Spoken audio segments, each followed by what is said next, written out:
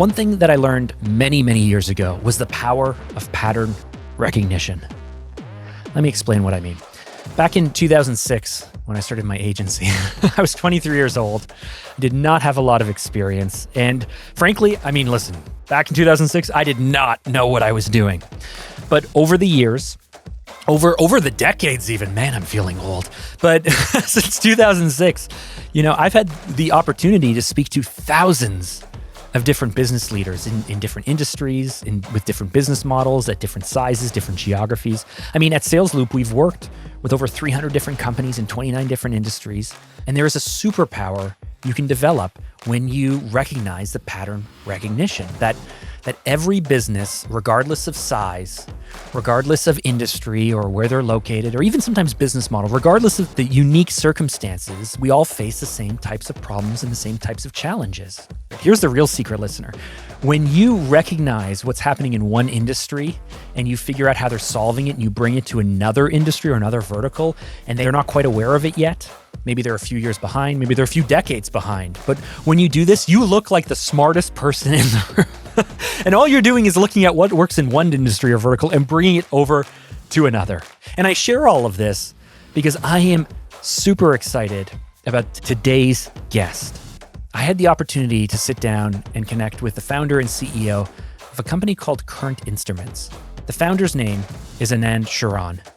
And the reason why I share all of that backstory about pattern recognition in different industries is because I'm doing something a little different here on the How to Sell More podcast. I've made a concerted effort over the last few months to connect with more business owners, to be able to have conversations and shake down their companies and figure out what is happening behind the scenes. Now, today we're going to dive into this real world case study with Anand and look at his business, Current Instruments, how they've operated over the last 2 years, what they've learned along the way, why Anand and his team have seen the success that they've seen in really a short amount of time, being able to grow their company.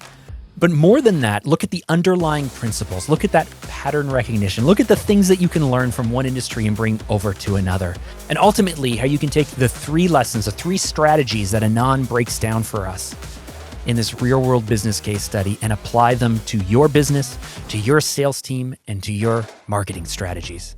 So welcome to the How to Sell More podcast, the sales podcast for non-sales people, where each week we give a mini masterclass to help ambitious B2B leaders like you tackle the biggest challenges that we all face, and that is how to grow revenue. I am Mark Drager. Let's get into it. Anand, I want to really thank you for stepping up and being willing to jump on the podcast. It's my pleasure, Mark. And thanks for inviting me. That was totally a surprise, call from you. And I was not expecting somebody going to have me in the podcast early in my business venture. So I'm really happy. Well, I recruited you. I recruited you for this episode. So if you can, help our audience understand, what is it that you do? What type of companies or clients do you have? And what kind of services do you provide? Yeah, sure. We are a highly specialized company in technology world. So many people might not understand, but we work in B2B instrumentation company, mostly specializing in measurements. So I give an example. Let's say you have a tank and you need a level measurement, like how much is water or oil or anything else or a flour inside a tank. So we automate that. And we also do flow metering and then temperature measurement, pressure measurement, and gas detection. These all are essential parameters in any industry. So to optimize their process, to more throughput, and basically to run their operations safely. So in a nutshell, we are an instrumentation company and help the other companies like food and beverages, steel industries, and petrochemical, even a building products, plastic industries, water, wastewater, automobile, like any mining, like you consider any manufacturing industry, wherever you see tanks and pipes and pressure and temperature, and then almost every industry has these kind of stuff. So we help them to make their process more efficient, improve their existing process, and make them more money. And so there are a lot of companies out there that do what you do. And so there are many local competitors, there are national, there are international competitors, there are people competing with you on the product. side. There's people competing with you on the service side. Why do people pick you? Yeah, that's a great question. And I mean, it was not easy to answer, differentiate ourselves in the beginning. But in our space, there are so many instrumentation companies, but you really don't find the good ones. But we didn't look at the companies or competitors. We looked at our customers. So that's how this story started. What are the pain point of the customer? What do they want? What they're really missing? So in our B2B world, things move slow. Let's say if a big, large company, and then their large company, things are moving slow. But if they associate with another big company, then things gonna move more slower. So let's say they partner with another big instrumentation company. They're already slow, and the other company is also slow. So you mean slow plus slow is Slow plus slow equals turtle. yeah. And the large companies, they have large projects, so they're initially engaged with the larger companies. But then soon they realize that they're not able to get service on time because another large company also a large customer base too.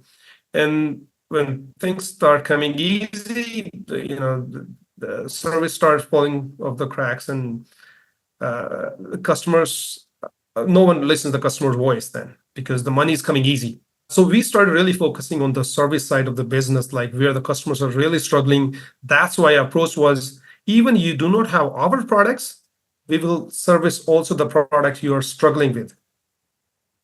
And that made a huge difference in our growth since the beginning. That is a really good point that I don't want to gloss over too fast, because when you are working with medium or larger organizations, and as you mentioned, they tend to move fairly slow, but when they need something, they need something. When something breaks, it's very, very important. And if you are able to respond with better service, even slightly better, but faster response time, if you're able to fix it the first time without having to be called back, if you have better QA, or if just simply your work has a better outcome, that is huge, because one of the truths is the larger your organization, the more that you scale, the more bureaucracy, the more communications, the more structure, the harder it is. And so if you are a single person or a very, very small team, but exceptionally good, then you will win every single time if someone wants something done right and done fast, and they're not so caught up in the brand. But in my experience, and I'm curious about in your industry, in my experience, the really small 1-person, 2-person teams, they're typically not that good. In fact, like they might be great at their skill or great at their craft, but the reason they're so small is they're maybe not great at communications or great at follow-up or great at admin or great at other things. And so having a small, tight team that's not too large, but also not too small, having that really right size is a huge competitive advantage. Is that where you play right now? That's correct. Yes. So as I started myself, just one person, then my best friend came in and he took over half of my load. And then I started moving forward, taking lead and not caught up in day-to-day tasks. So as a team, like we are now 6 people, full-time people, we get together often just to talk about what went wrong and how we can really improve and where we really shine, so we can make that our strength and more focus on the strength part. And then we may not able to change somebody else's approach, but we can change our approach to make things better. So I heard from the customers, your service tech did great job, or your technical specialist really fast in responding my questions. That time I feel like, yeah, that's our competitive advantage, I think. And so as it relates to growing your company, to generating new business, as it becomes focused on delivery, you mentioned that you have an extreme focus on response time, doing what's right for the clients.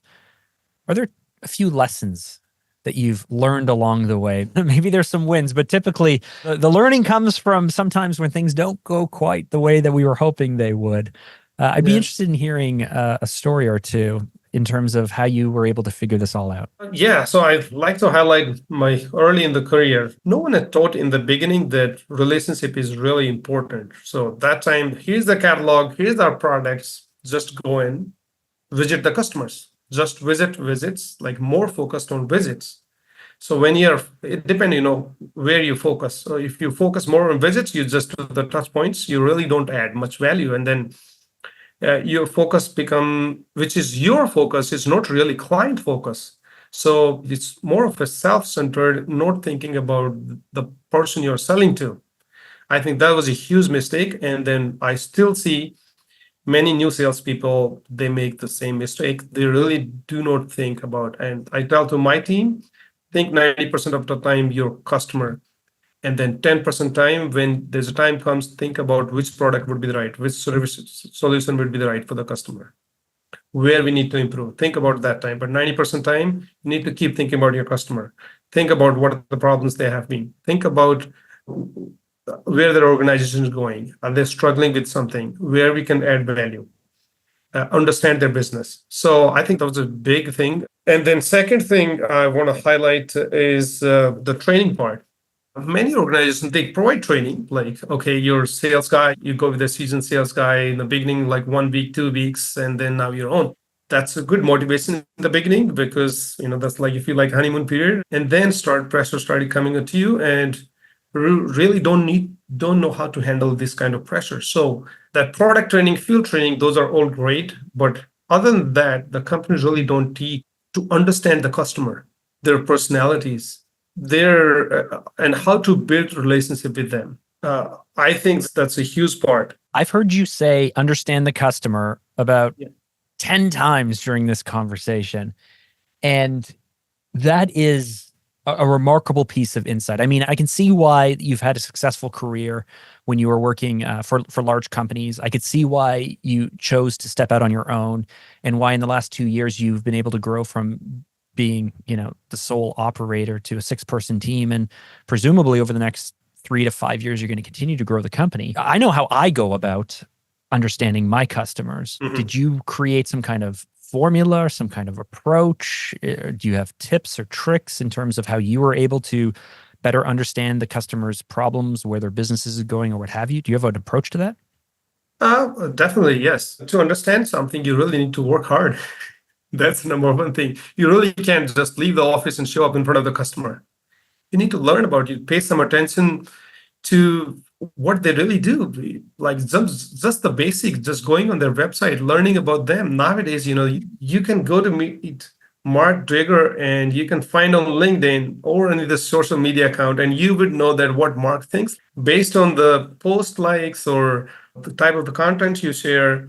That's a huge plus. That was not there years ago, but now sales people can be really successful in short time just by implementing, like doing some preparation just before making calls. It's not about the numbers, it's about the quality of the call that matters. You can do just one call in a day, and then you can be really happy and satisfied. You will not be happy if you do 10 calls, but your manager will be happy, your CRM will look great, the top management would, okay, this guy's doing awesome, like 100 calls in a month or week, whatever. But who can tell the quality of the visits? That's unnoticed. You have a salesperson on your team? Yeah, that's my wife. Okay, so when you're checking up on her activity levels, are you looking at the numbers? Are you looking at the time? Are you looking at the quality? How do you quantify that? We as an organization really don't focus much on like a number. So we may not be at that level right now. In fact, like I said, my wife, but our inside people, technical specialists, or even a service person you talk, you will feel like he also has some sales qualities. He also cares about the customer. He also listens to the customer. He's not only there to fix the problem. So that kind of culture we are trying to create, that anybody you talk to in the organization will not direct to you, okay, talk to that is a salesperson. No, they can also help you out with the whatever you're looking for, or at least at a certain extent. That's a huge plus point for us. And yeah, as to your question, yeah, I do at activity level, but not in the CRM. I see in front of my eyes. And I think we talked a little bit about this before we hit record. I think if you are a brave man for working with your spouse, and I know many entrepreneurs work with their spouses. I love the idea of my wife working for me, and she does not. So I'm not sure if you can ever really lean on your spouse that much for like, hey, where's your activity report? I didn't see it. I mean, beginning is always harder because it's like a new phase you're entering as a husband and wife, and then there is really no line that now this is our office time and this is our home time. This is learning actually. There was no straightforward formula that we have to follow this way. It's like everyday thing. Still, we mess up. Still, I mean, you say sorry, I think better it is. There you go. I've been with my wife for 24 years. We've been married for 19. And the Wow. last few years have been great because I've just been much quicker to apologize. I don't know what I'm apologizing for most of the time, but Yeah. I've been much quicker to apologize. And yeah, but that aside, I did cut you off. You were speaking about originally some lessons you learned along the way. And so Yeah. I think there was a third that you had in the hopper that I'd love to hear. Yeah. The third one is the big one, which I ignored. And till now, I would say 95 or 99 percent people ignore that. It's free, it requires less effort, and it has remarkable results. And you know what I'm talking about. I'm talking about LinkedIn. I didn't know where you're going with it. I couldn't wait to hear LinkedIn. Yeah. Like until like 5, 6 years ago, I had an account and I made some connections and all that, but that's what I was doing. I was just making these connections and doing nothing. And then whenever you change your job, you get different position. That's how only the update I used to do. Yeah. I've heard people say like, oh, I'm thinking about getting a new job. I better go update my LinkedIn. Like it's this thing that they have to do every few years. Yeah. And now I say, if I hire anybody, I say LinkedIn is not an optional. This is mandatory.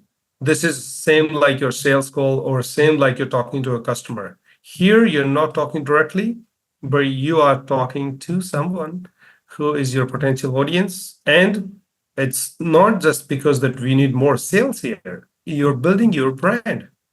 You're creating legacy. You're creating your future. And LinkedIn is not charging anything. It's free still. Why not? But still, people don't do it. But I'm fortunate. My team is getting much better. And then everybody's mindset always, oh, we need to do something. Share on LinkedIn. Share on this thing. We have this thing. Why not to share? It's free platform. Share something. And because of that, we get lots of sale too.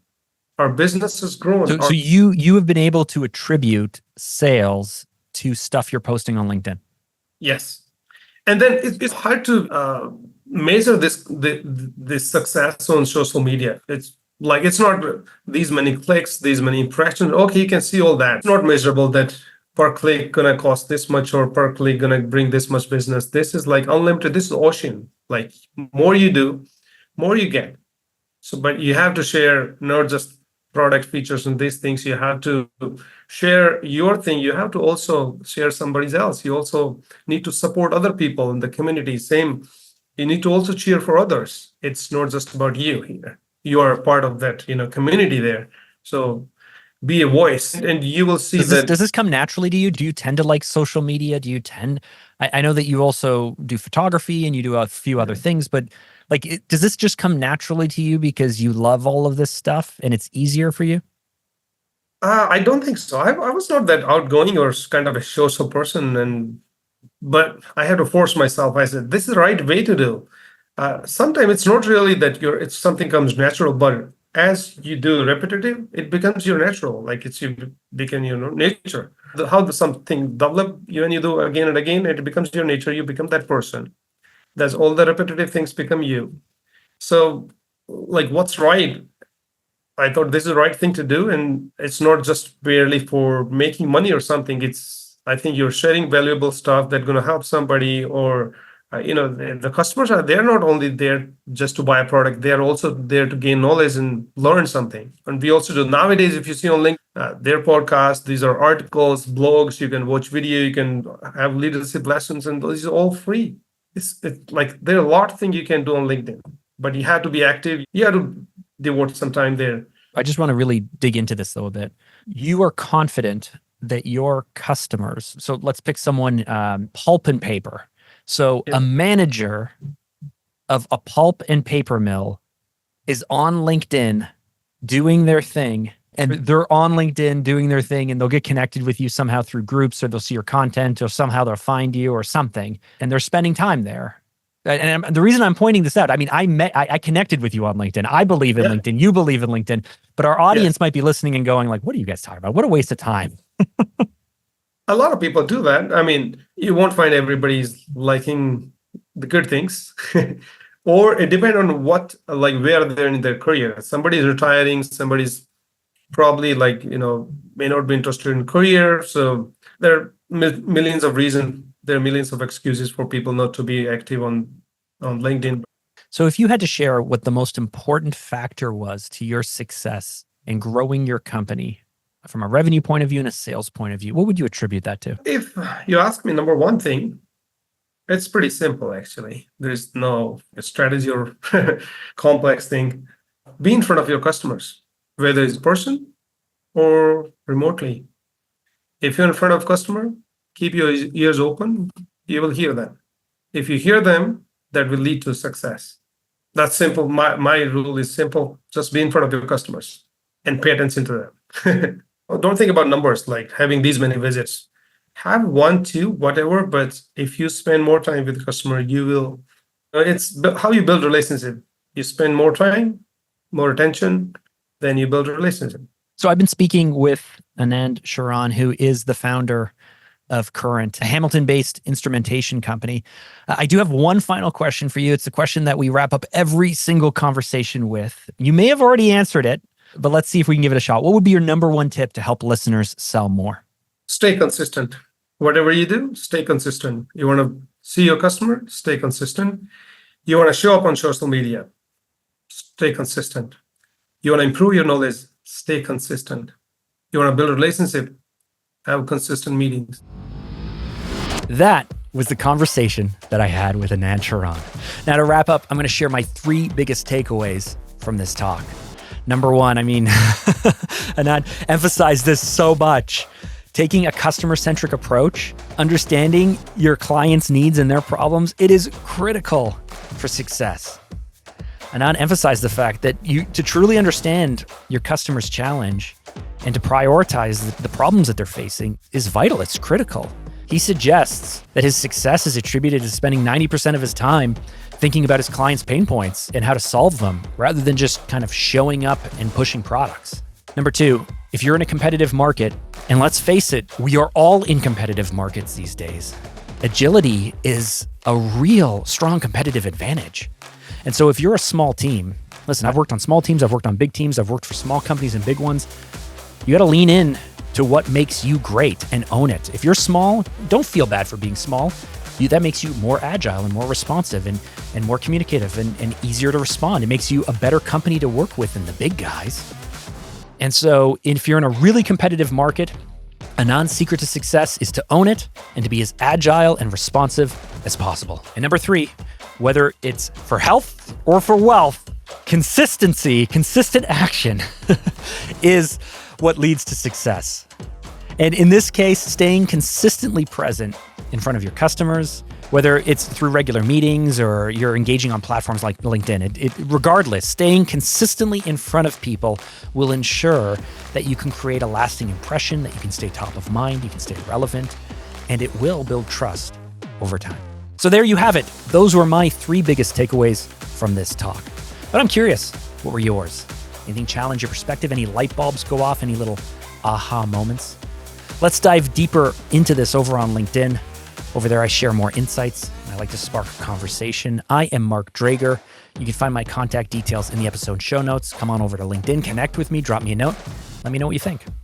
Now, while you're over on LinkedIn, be sure to follow Anand for even more customer-centric content and some pretty cool stuff. He's always got stuff going on over there. And if you want to learn more about his company, you can check it out, currentinstrument.ca. Now, one last thing. If you've made it this far into the show, you really should subscribe. And here's why. You're obviously an ambitious B2B leader. You're obviously looking to grow sales, to grow revenue, to grow profits. And I honestly don't think you need any other reason than that. But here's one more. Each and every week, we share actionable tips and strategies, just like what Anand shared with us today, to be able to grow your company and to boost sales. And with that, I want to thank you so much for listening to How to Sell More. I am Mark Drager, and I will catch you in the next episode.